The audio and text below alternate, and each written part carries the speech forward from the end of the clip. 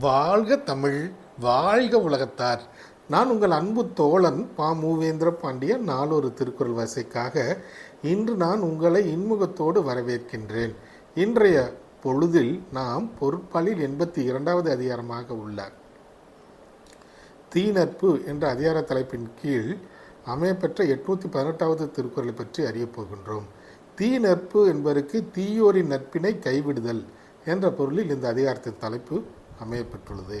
இப்பொழுது நாம் 818வது திருக்குறளுக்கு செல்வோம். ஒல்லும் கருமம் உழற்றுபவர் கேண்மை சொல்லாடார் சோரவிடல். ஒல்லும் கருமம் உழற்றுபவர் கேண்மை சொல்லாடார் சோரவிடல். இத்திருக்குறளுக்கான பொருள் என்னவென்பதை இப்போது நாம் காண்போம்.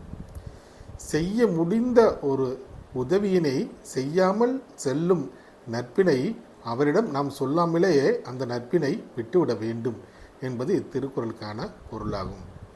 மீண்டும் பொருள்: செய்ய முடிந்த ஒரு உதவியை செய்யாமல் செல்லும் ஒரு நட்பினை அந்த நட்பு கொண்டோரிடம் சொல்லாமலேயே அந்த நட்பினை நாம் உறுத்தி கொள்ள வேண்டும் என்பது இத்திருக்குறளுக்கான பொருளாகும். ஆம் தோழர்களே, நாமும் வள்ளுவரின் வழியினை பின்பற்றி நல்ல நட்பினை ஆராய்ந்து தேர்வு செய்வோம், தீய நட்பினை கைவிடுவோம். நன்றி, வணக்கம்.